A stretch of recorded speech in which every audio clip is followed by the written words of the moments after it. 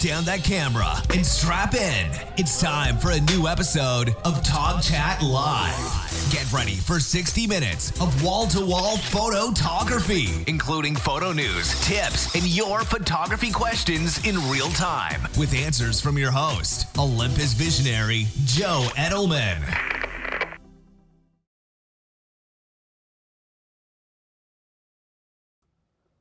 Hey gang, how we doing?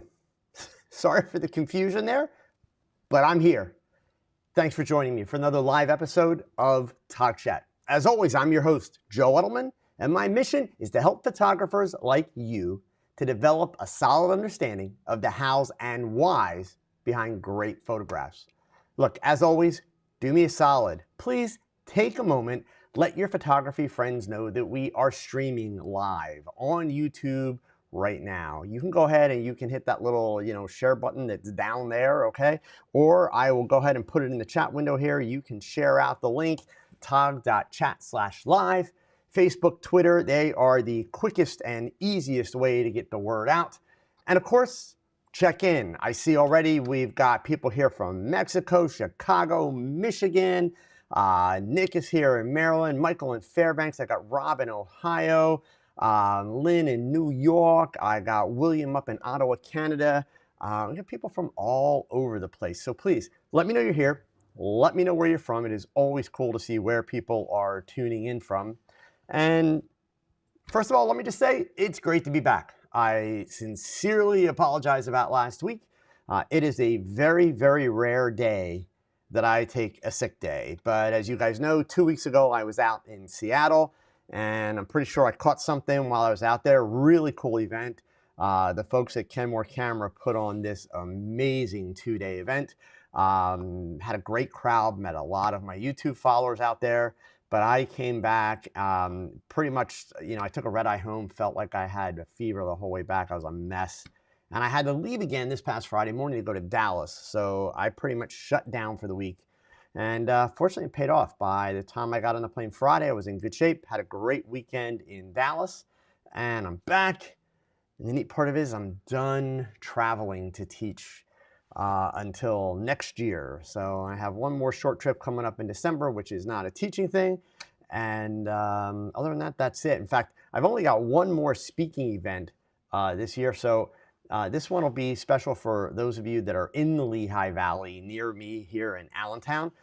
If you can make this, I would love to see you. And just a reminder for all of you, if you go to my website, click on the link that says speaking events, and I'll share that link with you guys right here if you want to bookmark it.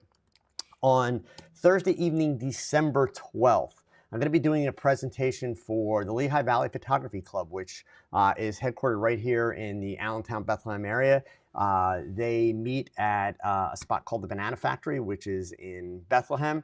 And this is a really fun talk for me. It's based on the talk that I did out in Cleveland, Ohio as a keynote speaker. And it is Don't Be Afraid to Suck if you want to find success as a photographer. So it's a little bit of science. It's a little bit of creativity. It's a little bit of photography. It's a lot of kind of a kick in the creative ass to get it in gear, but it's really a fun talk. And the awesome folks at the Lehigh Valley Camera Club, in an effort to also support my educational mission. Normally, if you are not a club member, it's a $10 fee at the door to attend any of their meetings because they only meet once a month, and every month they have great speakers. But they have agreed to waive the $10 admittance fee for this talk. So it is open to anyone. So if you can make it, Thursday, December 12th. And then as we go into next year, of course, you'll be able to find me at Imaging USA in Nashville. I will be there. I'm not presenting.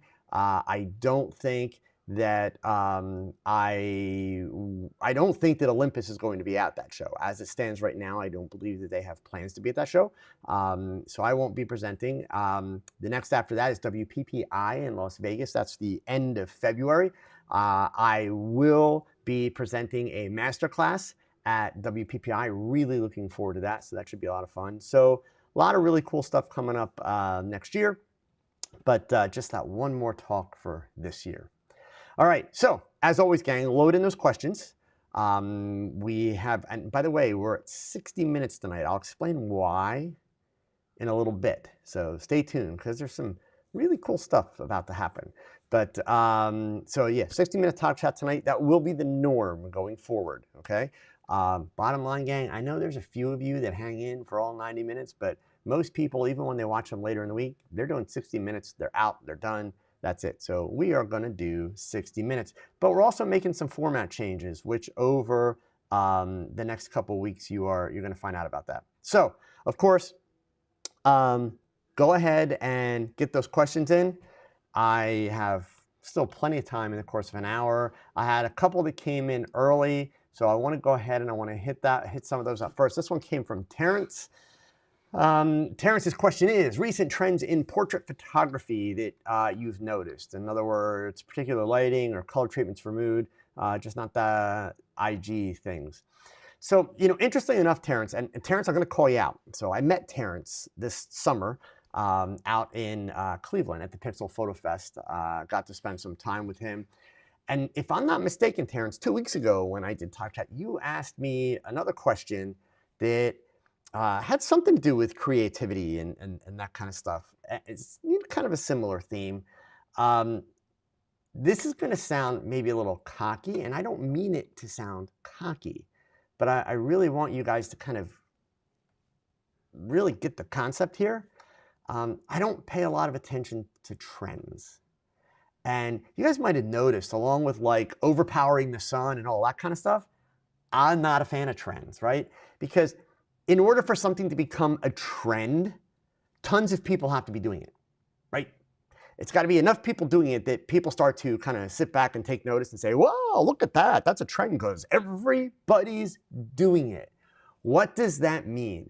Everybody's doing it means that statistically, you are not the best at doing it. It means statistically, you are not even in the top 10% or the top 5% and probably not in the top 1% of all those people that are doing it.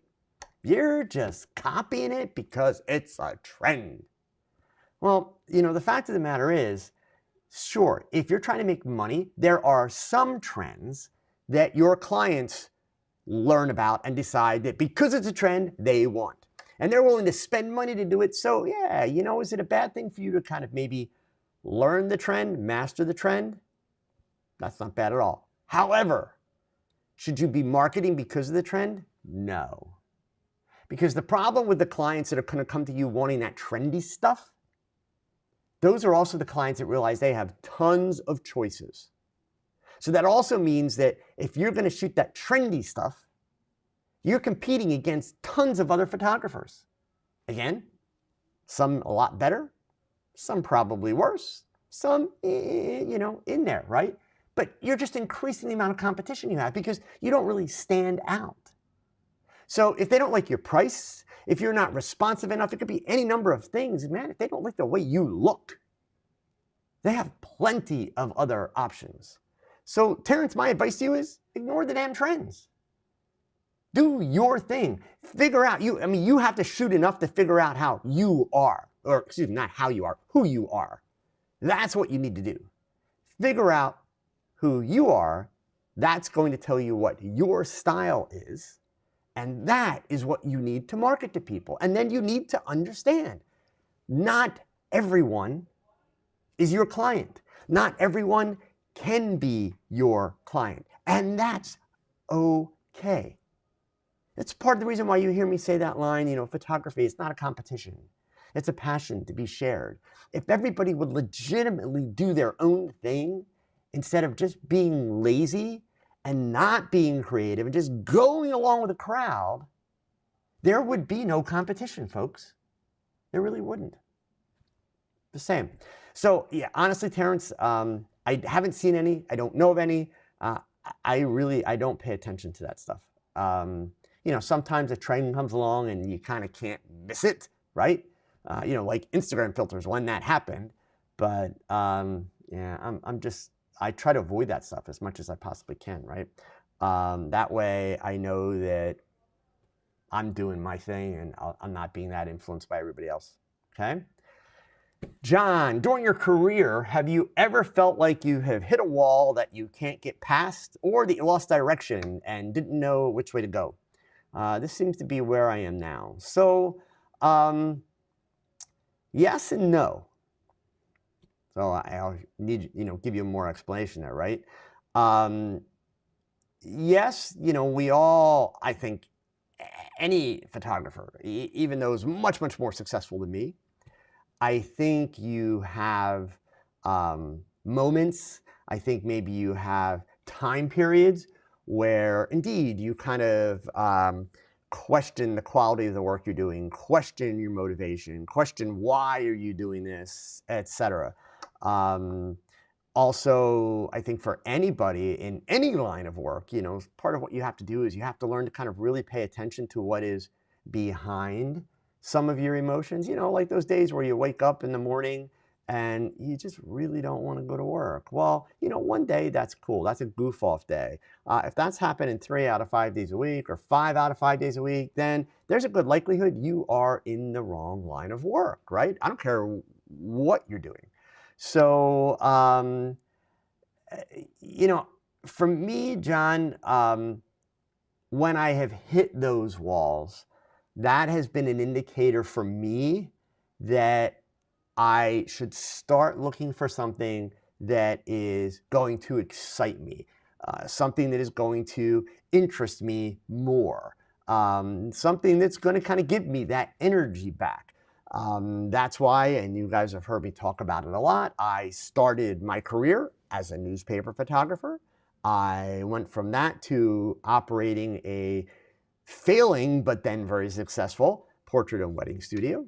Then I did commercial advertising and products and food. And then I did fashion work and catalog fashion. And then I did modeling portfolios and acting headshots.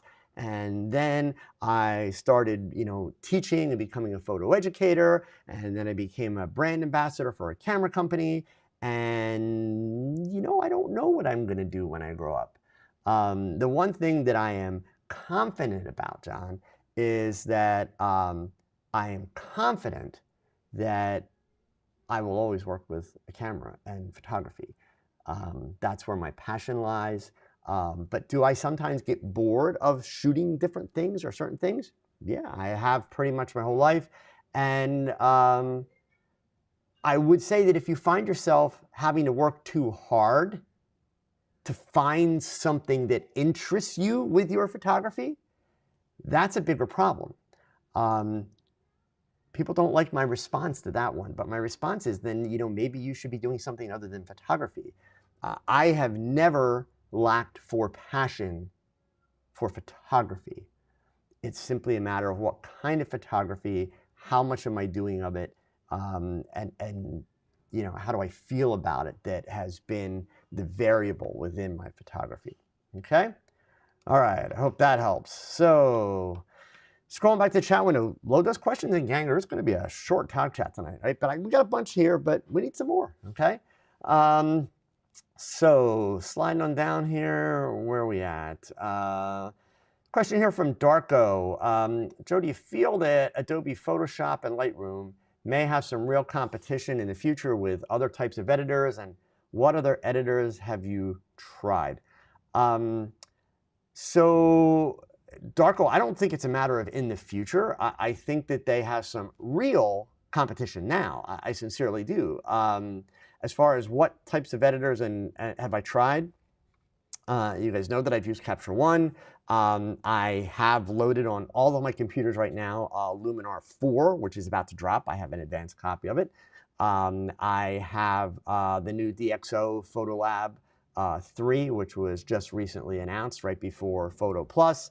I tried the Affinity product a long, long time ago. Luminar, PhotoLab 3 from DxO, who also now owns the Nik collection that, for a while there was Google, Silver Effects, all that kind of stuff. Amazing programs. They don't completely meet my needs because of a lot of compositing work and that kind of stuff that I do. And I think that a lot of photographers who have kind of been at it for a while, let's say more than 5 years, I think that they're a little bit blinded to the bigger picture. And I'll use Luminar as the example. Luminar is very real competition for Photoshop and especially Lightroom. And they are gaining tremendous ground. But the reason why, especially the more experienced photographers, don't actually see that is simple. Luminar is smart enough to understand that they are not going to get everybody who is an Adobe user to convert to Luminar. Certainly, they're trying to get as many converts as possible, and they are succeeding in getting a lot of converts, but they have no fantasy that they are going to just take the bottom out from underneath Adobe because their product's so amazing that everybody's going to jump ship. That's not what they think, and that's not what they're trying to do. What they do realize is they have a product that has an incredibly simple and easy to understand user interface. They have a product that is incredibly smart in ways that the Adobe products are not smart, with all the AI that they're building and the sky replacement, all that kind of stuff. So what they are doing is they are marketing to younger / new photographers, people that have not already integrated into the Adobe ecosystem. These are people that are going to look at Photoshop or Lightroom, look at Luminar, and say, wow, Luminar looks so much easier to use. And so they're going to start there. And they are going to begin with that ecosystem. They're going to build their catalogs with that ecosystem. Obviously, just like they have been, just like Adobe has, they will continue to develop that product. They will continue to build on that product. The feature set will grow. It will grow with these photographers. And I think that, you know, if we're looking at 5 or 10 years down the road, we will see Luminar especially, and probably Photolab 3, well, DxO, we will probably see them with a much larger market share than what they have now. Now, of course, if you guys, you know, haven't been living in a rock, you know that Photoshop 2020 is out. I have it on my machines, on all my machines. I honestly have not played with a single one of the new features. And everything I know about the new features today, I have learned from my good friend Unmesh Dinda at Piximperfect because I watched one of his videos. Really, really awesome features. Obviously, Adobe has the size, the power, the staff, the R&D people to, you know, be able to pump out tons and tons and tons of, you know, new features. And that's clearly a big piece of what they've done here. At some point, though, these new features and all the stuff, it can become overwhelming. So Adobe is also going to have to find more and more ways to simplify this. And I think where it settles out, and this is just my guess, but I think where it settles out down the road is you have a scenario where, you know, Adobe is going to be for the more advanced user, Adobe is going to be for the professional user, and then, you know, you're going to have programs like Luminar and that will also be used by advanced and professionals, but definitely are going to be welcoming, you know, the newcomers into, you know, photography, etc. So I think there's a great future for all of them. I think it's just like I talk about with camera companies. I think it's great that there is competition. We need competition. You know, competition is healthy when it comes to our services, when it comes to our product lines. You know, as much as I say competition is, you know, photography is not a competition, it's not. Because competing is not going to make you more creative, right? Competing doesn't actually make you a better businessman. So, so I hate to sound like I'm talking in two different directions with the competition word, but when it comes to these companies that, you know, create these products for us and offer these services, yeah, we want them to have some competition, just in the sense that it kind of keeps them moving forward. It keeps them generating new products. It keeps them generating new ideas. That's very, very important. But it doesn't work the same way for a photographer. Okay? All right. Next up here, let's see. So we got a couple people talking about the software, and all right, I know I saw a bunch of other questions here. Here we go. So got a lot of different opinions on here. Some people, of course, are still complaining about the subscription concepts. Others like the idea that you don't have to. You know, for those of you like Ken, I'm not picking on you here. You made a comment. Lots of non-subscription packages seem to have a yearly update. The cost, thinking of Luminar 4. Yeah, look, guys. Of course, we all want things for free, but when I hear photographers bitching about the subscription prices, and when I hear photographers bitching about the idea that, well, you know, they come out with new software every year and then you have to pay to upgrade, it's like, really? Like, shut that up. Like, come on. If these companies can't make money, they can't develop new product. So on one hand, you want all the new product, you want the advancements, you bitch if they don't keep up, you bitch if they don't make it better, but then you bitch when you got to pay for it. And yet Sony will come out with a new camera and you'll be in line to order that camera as soon as it comes out at $4,000 to $5,000 because it's got like 50 billion megapixels. Like, really? Come on, guys. This software that we're talking about, this processing software, is an extremely important part of your creative process.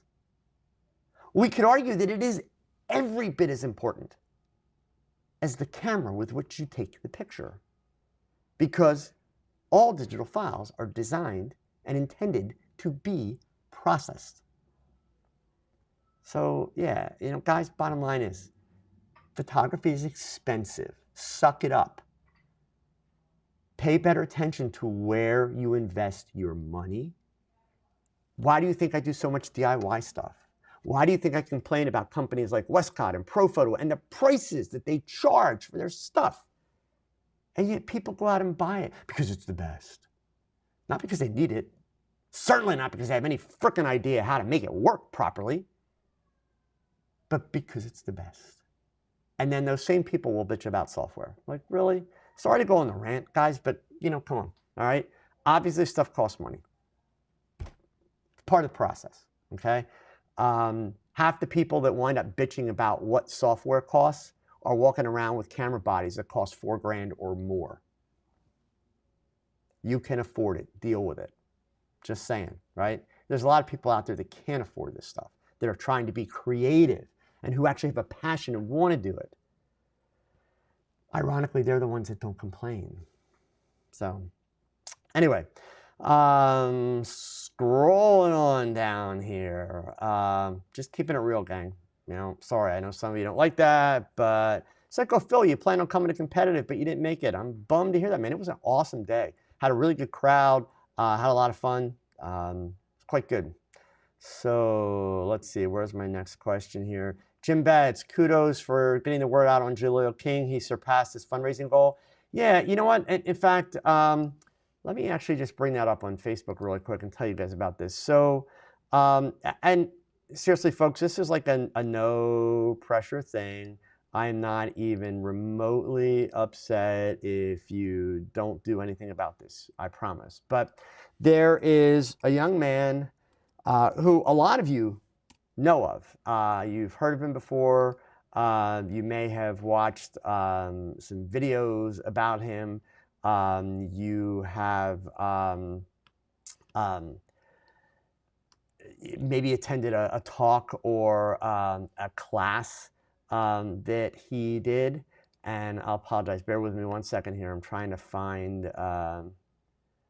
this piece of information. There it is. Okay, so I want to get to this page, and I'll share the link with you. So I won't give you the whole story, but I'm going to give you a link where you can, you know, go and start to look into this. Julio King is a young man. He's in Philadelphia, Pennsylvania, so he's not that far from me. He is wheelchair bound.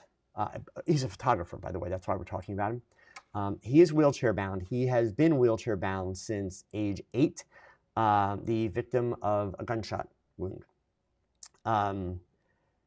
Jaleel is an outstanding photographer, not because he's handicapped. He's an outstanding photographer. I will admit, after I learned about Jaleel, in some ways he kind of became a bit of a benchmark for me on the days where I am whining or bitching about having to set up my gear, tear down my gear, how much stuff I have to deal with, and I'm realizing, like, here's a guy that's stuck in a wheelchair, and this guy's photography is every bit as good as mine and many, many, many other photographers. So anyway, long story short, Jaleel recently was on his way, I believe, home from a teaching event for PPA in Pennsylvania and had a tire blowout on his van, which, as you can imagine, needs to be a specially equipped van since he is wheelchair bound. Unfortunately, the van was totaled. So he is currently scrambling to try and find a used van, which he's hoping the insurance will cover the cost of. But then unfortunately what the insurance doesn't cover is all the cost to replace all of the special hardware and electronics for him to be able to drive the vehicle, because much of that was damaged and destroyed. So he started a fundraiser after a lot of people pushed him to do it because he was very reluctant to do it. He started a fundraiser on Facebook a few days ago. I happened to see it. He didn't reach out to me. I happened to scroll by and see it. I just put the link in the chat window there. So I shared the information. I am very proud of my following because so many of you showed up and showed up in a big way. He was hoping to get about $8,500. He's currently at $14,000 in climbing. And the fact that he surpassed his goal, folks, that is not a reason not to help out. His original goal was to scrape by with a junk used van and to be able to install the equipment. Even at $14,000, it's not like he's going to go out and buy a new van, but it's going to get him a better set of wheels, helps him get around. And if you don't have the money, you don't have the money. But understand, even just to give $5, that's like skipping one Starbucks, okay? So the information's there. But let me just explain why I chose to talk about him and why I haven't talked about some other people, because I'm not going to lie to you. There's not a week that goes by that somebody doesn't send me a GoFundMe or a Facebook fundraiser and says, can you share this? Because I need money for a camera. I want to get a flash. I want to get this. I want to get that. And even sometimes they have kind of a legit sob story, which sounds kind of mean, but bear with me for a second. The reason why I don't share those things is simply because I look at it from the standpoint of what value are they providing to the greater good. Everybody, every one of you, part of why I say photography is not a competition, it's a passion. Share it. Every one of you has the ability to help, not necessarily financially, but to help other photographers, to help people with questions, people that are learning, because no matter where you are in the learning curve, there's somebody below you with less of an understanding and less of a knowledge base. Jaleel, it would be very easy to simply take pity on him, given his situation. But here's a young man that you spend 10 minutes with him, you would not know that he's in a wheelchair. He doesn't approach his photography with tons of excuses. He doesn't approach life with tons of excuses. This man is truly amazing. So again, no pressure, but if you're able to, here's the link. He's a great guy, and I would encourage you to check out his website. If you ever have an opportunity to hear him speak, you should go. And he doesn't just do speeches where he talks about his life experience. No, he's actually a very good educator, okay? All right, so now back up here to questions. Let's see. Where are we at? Oh, there it is. So Ajax, favorite quote of yours from the workshop. Ajax was at my Dallas workshop this past weekend, is when you described your portrait style, calm in the middle of chaos. So yeah, I mean, I do the calm in the middle of chaos thing a lot. Probably the best example of that, if you guys don't know what I'm talking about, if you saw me at Photo Plus, I actually discussed this a little bit, but calm in the middle of chaos is when I do kind of, this kind of stuff here, where, you've got this beautiful face and then all the chaos, going on around it. That's calm in the middle of chaos. I do a lot of shots like that. So, definitely something that I like to do. Let's see, Gord Smith, but that means we only owe you 120 minutes of shooting a week instead of 180. Is that fair? Well, yeah, I mean, so if you're going to be here for 60 minutes, then you owe me double. You owe me at least 120. If you're smart, you'll still push for that 180. But yes, you owe me double the number. So Charlie L, still wondering, how do you put a stand under Lola to make her lower? I take her apart and put her on a posing stool. All you have to do is swivel her. She's got like a little lock in the center, right below her belly button. You swivel her and take the top off, and then set it on a posing stool. Super, super simple. Okay. So let's see. Rob, shoot photos. If you wanted to shoot film photography for a day, what camera would you use? Film is a 4-letter word, Rob. I see people talking about, Pentax, Mamiya, Nikkormat, whatever. Knock yourself out. Film is yesterday. I'm all about the future. I love digital technology. I'm not kidding when I say film is a 4-letter word. I'm glad I learned on film. I'm glad I learned on film because film forced a discipline in my learning process, a discipline that I would not have naturally had, a discipline that is lacking with so many people today, which is why so many people are spending tons and tons and tons of money and taking really, really, really bad pictures. And they can't seem to learn because they have no discipline. That doesn't mean that it's better to learn on film. It just means that it was a different way of learning. And what it did is it forced a discipline. It means that if you're going to learn digitally, that's great, but you've got to find the discipline. All the things that you guys hear me rant about over and over and over again, it's actually about a learning discipline, right? I mean, that's what it is. So, all right. So let's see here. Scrolling on down. Let's see. Where are we at? Najo, what do you think about Instagram removing the likes? Personally, it doesn't affect me as I don't get many anyway. I'd be curious what your view on this is. They'll be back. That's what I think. There's what they're saying publicly, and then there's what statistics they have already released, because we're like the last country to do it. They've done it quite a bit around the world. It has had a very negative effect. The only country I think where there was any kind of a bump actually was in Japan. Most countries, there was a very negative effect. At the end of the day, Facebook, who owns Instagram, they're about making money, right? I mean, that's part of why people don't like Facebook.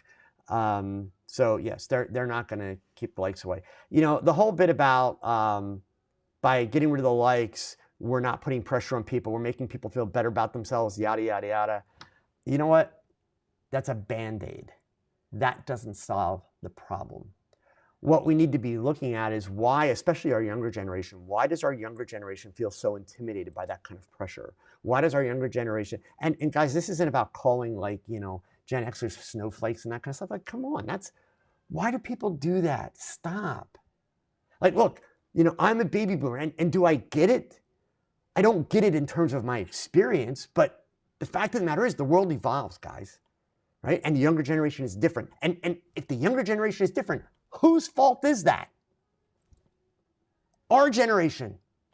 Sorry, but it is, right? So stop the name calling and all that crap. The fact of the matter is they struggle with these things. You guys got to realize, we didn't go through the teenage years and the formative years with social media. We didn't do any of that. So we can't understand their experience. But the fact of the matter is, by taking away the likes, which have massive business implications, that doesn't solve the problem. It's kind of like the idea of saying, well, Victoria's Secret should have women that are everywhere from a size 0 up to a size 16 in their advertising. So Victoria's Secret does that. They become all-inclusive. They'll sell less lingerie. But at the same time, women that have self-esteem issues will still look at the one girl who's the size 0 and say, oh my God, I'm not as thin as her, right? So by making a company change their marketing and ultimately lose business as a result, that's not solving the problem. It's a Band-Aid. So yeah, Najo, I don't see this Instagram thing lasting. The one thing that it is doing for Facebook and Instagram right now, it's getting a lot of free press, right? Everybody's hearing about TikToks. Well, what this does is this get Instagram back up the top of the news feeds, so that anybody that's not on Instagram, it's like, yeah, what's up? I need to go check Instagram out. Boom. And they're back on Instagram. So honestly, I see it as really more of a big marketing stunt than anything else. Truly, that's kind of how I see it. Roderick, if I use the EM12, this is the Olympus, EM1 Mark II as the primary plus two EM53s, which is the brand new camera, so I can do a 3-camera setup for cooking videos. Are the EM53 controls similar enough to the EM1 that's easy to use? Yes, actually right now in my bag, I carry my EM1X as my primary, but my EM5 Mark III, that's my secondary camera just because it's smaller and lighter for traveling. So, you know, in a normal working situation, the EM1 Mark II would be my backup to that. But yes, Roderick, and I'll let you know a little tip. It's the same sensor, which is even better yet. So, okay. All right. Next down here, let's see. Terrence added in here, going back to the Instagram conversation here. I've always felt the comments were much more meaningful than likes. I like things by accident sometimes. I like things by accident sometimes. Well, yeah, Terrence, they're also more meaningful to the social media platforms in terms of like Facebook, Instagram, Twitter, the way they decide which posts have more value. It's not about likes. Same with the YouTube videos. A thumbs up and a thumbs down counts for exactly the same thing. Exactly the same thing. So the next time, you know, if you don't want people to see a video, don't thumbs down it, because all you're helping to do is promote the video. True, swear to God, right? What you may do is somebody may come to that video page and see a whole lot of thumbs downs and say, well, I don't want to watch that one. So maybe you turn away a couple people, but you're not preventing the people from showing up in search results. You're actually helping it. That's engagement, right?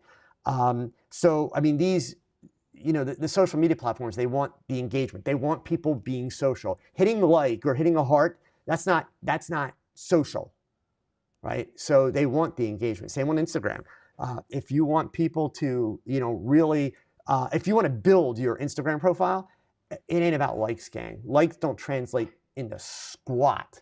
And even if you were to try to become an influencer and get people to pay you for your Instagram profile, you could have all the likes in the world. It's not doing you any good. What you have to do is you have to have a lot of comments, and then it's the percentage of comments against those likes that determines how valuable, how much of an influencer are you. As an example, and you guys can, there's lots of articles on this out there. On Instagram, you are considered a rock star if you have a 3% engagement rate. 3 lousy percent.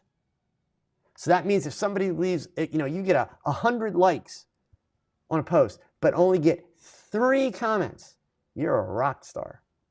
I'm proud to say that my engagement rate runs about 11.9% on average because I answer every comment. So that's what it's really about. It's not all about the likes at all, okay? All right, so sliding on down here. Wumpus, any opinion on Fujifilm? It's a camera. I hate the ergonomics, but other than that, it's just fine. So, I mean, give me a little bit more context, Wumpus, right? That's just one of those questions. It's like a gear junkie question, and I don't do gear junkie, you know. So if you give me some more specifics, I can certainly help you out, okay? John Walters, what's your feelings on light meters, and is it worth the cost? Light meters are great to have if you can afford them. Light meters also, we were talking before about the discipline provided by film. Light meters are a great way to create discipline in your workflow. But at the same time, given the digital technology we have today, you don't need light meters unless you're doing highly specific detailed work that requires exact you know, color rendition and tonal range rendition, etc. Beyond that, no. I mean, I own light meters. I own 2. Hardly ever use them. Just don't have a need for them at this point. But for somebody learning out, if you can afford it, or starting out and learning, if you can afford it, I would say yes. Get a light meter because it's going to create some discipline in your workflow, and that's very useful, okay? All right, let's see here. Sliding on down.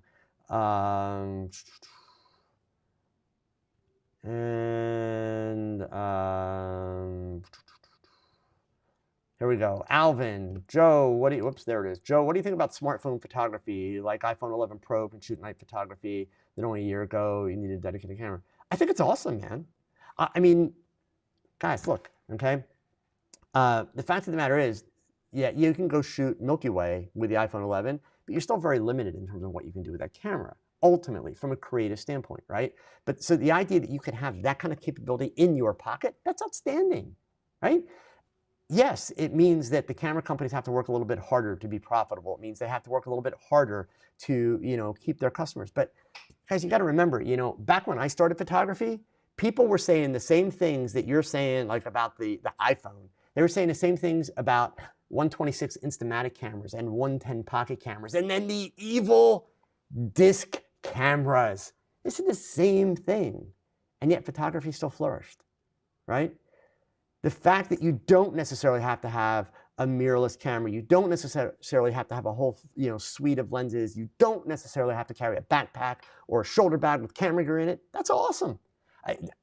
Hands down, I think now, today, November 13th, 2019, the most exciting time in history to be a photographer, hands down. So I think it's great. So, all right. Ricardo, I've been trying to freeze water with speedlights. It'd probably be better if you used something that was much colder than a speedlight. I'm kidding, just had to go there. As I introduce more power, the longer the light pops, so I get blurred water. Do studio strobes work differently? Sorry if this is a dumb question. No, they do not. However, there are some strobes that are intentionally designed to shoot very fast. But traditionally, on average, the more powerful charge that you're putting out, the longer the flash duration, the shorter the power. And freezing water with speedlights doesn't require a lot of power because you can put the speedlight very close, right? I mean, if you're doing like water drops and that kind of stuff, Ricardo. But not a dumb question. And studio strobes really aren't any different in that regard, okay? Timber Geek, how resistant are Godox speedlight? How weather resistant are Godox speedlights? They are not marketed as weather resistant. So I would say any weather resistance, you are taking a huge chance. Let's put it that way. Certainly, I have not had the opportunity to test mine in that sense. But I would be careful with that. So okay. Let's see here. James, Nikon user for 60 years. 60 years, man. Whoa. Sony for 5 after listening to you for a while. Sold all my EM1 Mark II. Could not be happier. Okay. Only problem, cannot find the codec for Windows. James, that says to me that you're using a really old version of Windows. Okay. It just does, because I have a Windows machine at home, a laptop. So that I can check user interface and all that kind of stuff with my websites and everything. It reads my Olympus files just fine. I have no problem. So you're having an issue with your software, not your camera. If Windows is the issue, then you're on an old version of Windows, period. If you're using Lightroom or Photoshop or one of those, it means that you need to update your Camera Raw plugin. And it would also mean that you have not done that in a very long time. So yeah, James, it just sounds to me like, you're working on some really old software. But yeah, EM1 Mark II, especially given that you, have got to be at least 65, but this message probably puts you well into your 70s. Working with smaller, lighter cameras, obviously, going to be outstanding, with the Olympus. So, okay. All right. Let's see. Scrolling on down here. Doug at Photo Plus, Tether Tools demonstrated a wireless tethering product. Have you had a chance to use this at all? At Photo Plus, at the Tether Tools booth. Yes, I did. In fact, because I did a demo at the Tether Tools booth on Friday afternoon. Actually about half an hour after I took your picture, Doug. So yeah, I mean, it's awesome. It allows you to continue using whatever cameras you're using and whatever software you are using to tether. Understand that there's, upside, downside, right? New product. Upside is it's brilliant. Upside is they have managed to simplify the process across the board. Downside is it still relies on traditional existing Wi-Fi technology, meaning 2.4 gigahertz or 5 gigahertz. So As we go forward in the future, more and more and more cameras will have true Wi-Fi built in. Like right now, the Olympus EM1X has true Wi-Fi built in. So I can transfer files via Wi-Fi, not Bluetooth, but via Wi-Fi. So to transfer via Wi-Fi from my EM1X, a raw file, now keep in mind this is micro four thirds, so this is a 20.4 megapixel file.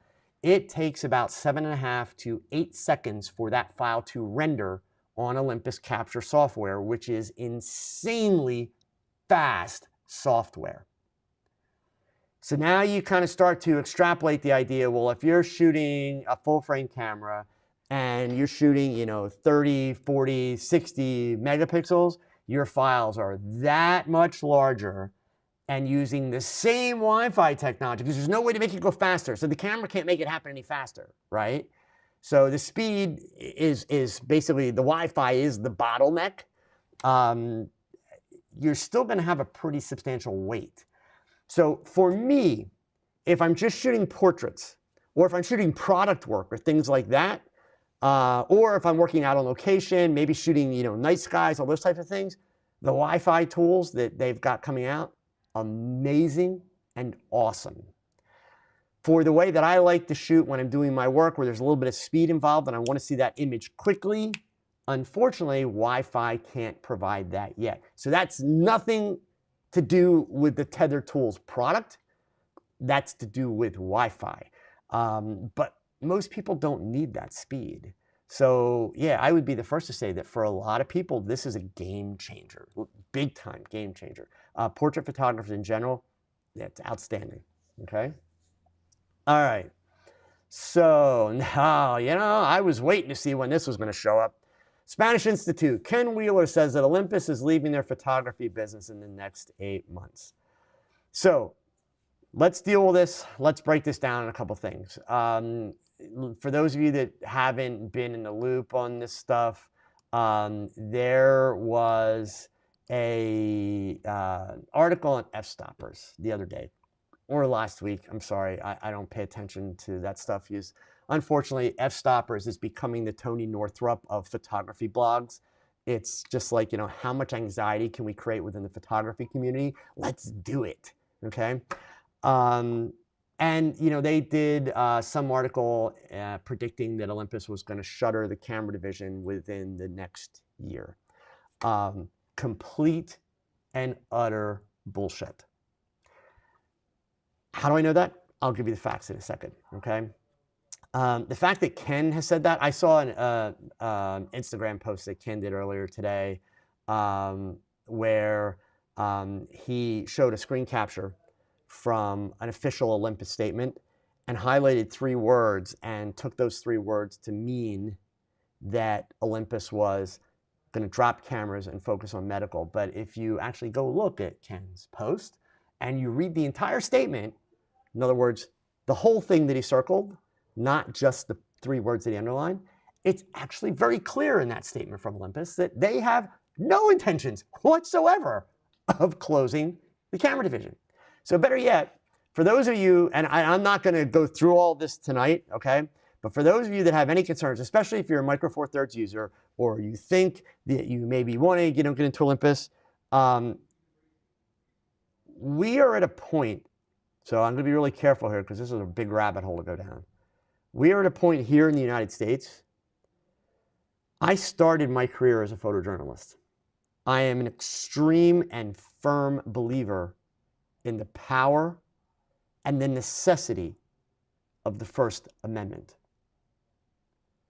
However, we have reached a point in our country where the real assault on the First Amendment is not coming from our president, who gets blamed all the time. And believe me, I do not want to defend that man. The real assault on the First Amendment is coming from the media itself and their lack of responsibility. And it is coming from this exact crap that we're talking about right now. Because, when a blog like F-Stoppers, which is well known in the industry, I won't say well respected because, they are capable of doing great things, and they have done great things, and they have been somewhat supportive of my teaching efforts. But lately, they do like some other YouTubers, and it's just about creating anxiety. And the reason why that is irresponsible, completely irresponsible, is because things like that have massive financial impact on companies. We are a country that is built on capitalism. Like it or not, I'm not here to debate that. But you cannot expect companies to grow and prosper and generate new ideas and new products if stuff like this is going to go unchecked. And it's the same crap that is happening in the political world with our mainstream media right now. So the fact of the matter is, folks, Olympus has released numerous statements in the last year reaffirming their commitment. But better yet, what I'm going to share the link with, you can download it. This is a PDF file, okay? And I'll flip my screen over here so that you can see this. The PDF file that I just gave you to download there, let me get rid of this quote on the screen, okay?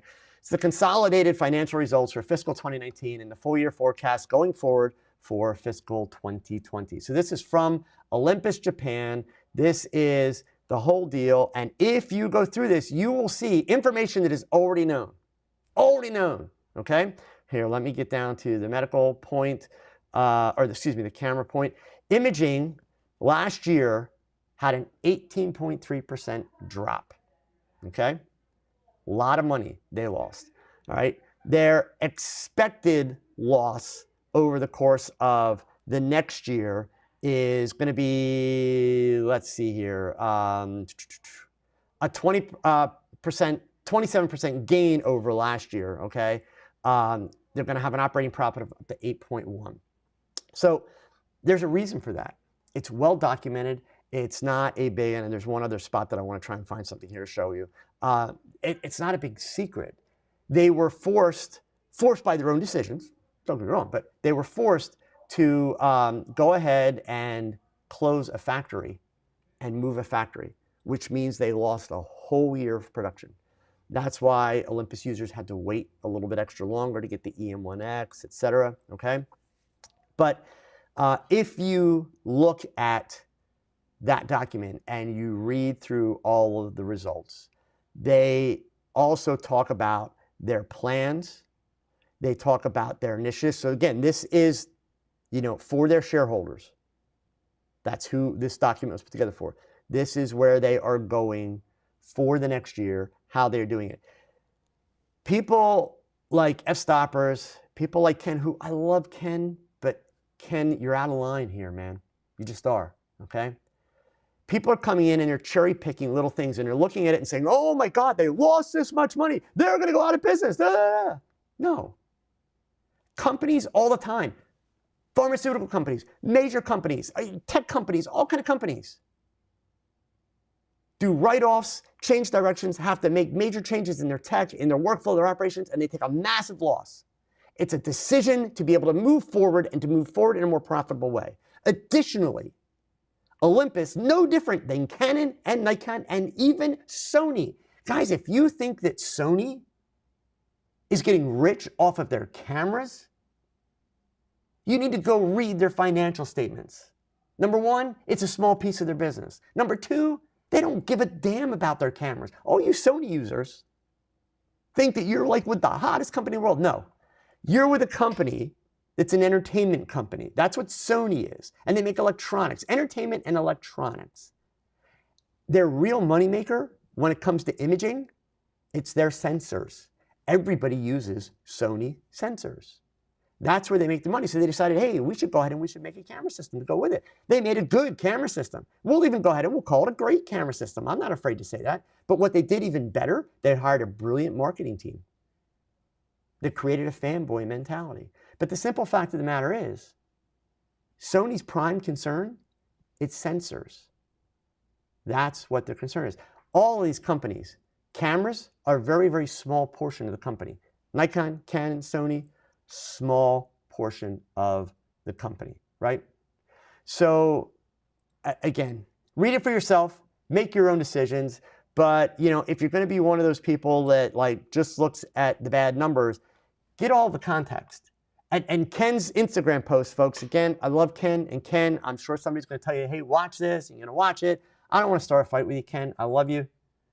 But seriously, man, that little 3-word thing that you know, underline where it says focus on medical, of course they're going to put a focus on medical because they are a medical company. But in the very next sentence that you circled, it states their commitment to future research and development and product innovation and release. So yeah, okay, they're not going anywhere.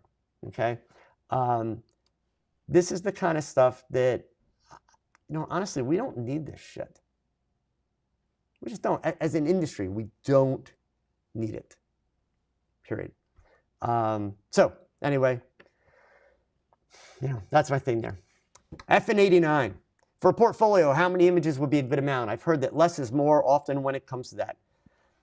My famous line for that, FN89, you can look like a rock star with 5 photos in your portfolio. And you can look like a complete hack with 10 photos in your portfolio. So instead of saying how many images is a good amount, you need to look at your work and you need to be honest about how many images are actually going to impress people. So that's what you need to do. Beyond that, the answer is going to depend on many, many, many things. You know, a portfolio is an extremely generic term. So it comes down to, you know, what's that portfolio for? What are you trying to accomplish with that portfolio, et cetera? Those are all questions that are going to have an impact on, you know, that number. But even if somebody said, you know, the perfect portfolio is 15 pictures, if the whole world agreed on that, I would still argue that if you don't have 15 amazing photos, then your perfect portfolio may only be 7 or 8 or 9, right? The more you show, the more bad stuff you're showing, right? So, okay. Chris Bow, have you ever light painted onto a model's face using an LCD projector in Photoshop? Yes, I have. Not Photoshop, but you don't light paint with Photoshop. Wait, I get it. You mean create a pattern, project it in light paint. Sorry, that took a second, Chris. Yeah, man, I have. Actually, I've done it with fine artwork, fine art nudes. So I can't show them one here. But yeah, awesome. So I highly recommend it. However, I'll give you a little tip. LCD projectors, when you focus it, you're going to see every little pixel. So that's why things like Spiffy Gear's Light Blaster are actually better. Yeah,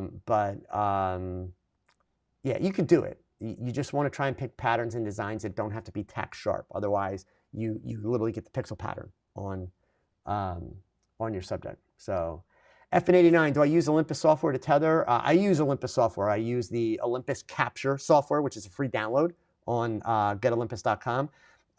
What you can do, if you go to tethertools.com and go to the blog, they have an article in there that they maintain. They update it routinely with all of the tethering software that's available for all the different cameras, free stuff, pay stuff, you name it. So yeah, Tether Tools has awesome learning, you know, resources. So, okay. Julie, has Bob Ross influenced you? No, I won't lie. I know this is like blasphemy because people love Bob Ross. He's that guy that does that painter stuff. He just talks so slow and so nice. Like, I could never watch him because I'm like, just hurry up and get to the point, will you? Like, yeah, I'm a little too type A for that. So yes, unfortunately, he did not influence me. But let's see here. All right, we got room for 1 or 2 more questions here. Vaping Wonder Boy Pinder. That's an interesting username. I think photography can help a lot of kids with ADHD or ASD. What do I think? I think that I am not a PhD in clinical psychology. So I do know what I have learned and read about things like ADHD and that. Photography certainly could help some kids, but it's not going to help all kids. In other words, it's not a cure-all. You can't say photography helps ADHD. It depends, just like it depends on any non-ADHD person, it depends on that kid's interests and what they are willing to work to focus on, etc. So, okay. Let's see here. Let's see if I can get one more in, because you know me, I always got to run just a few seconds over. All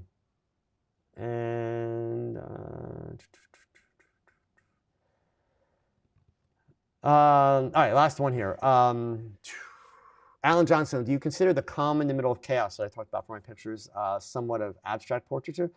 I don't, Alan, but I wouldn't be offended if somebody said it has kind of an abstract feel to it.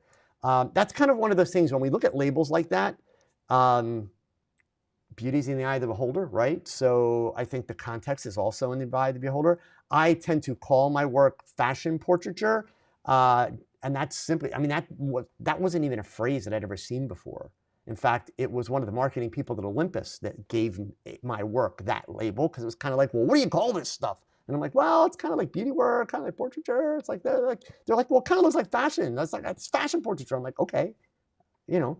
But yeah, prior to me signing with Olympus, that you did not see this phrase fashion portraiture around at all. Okay.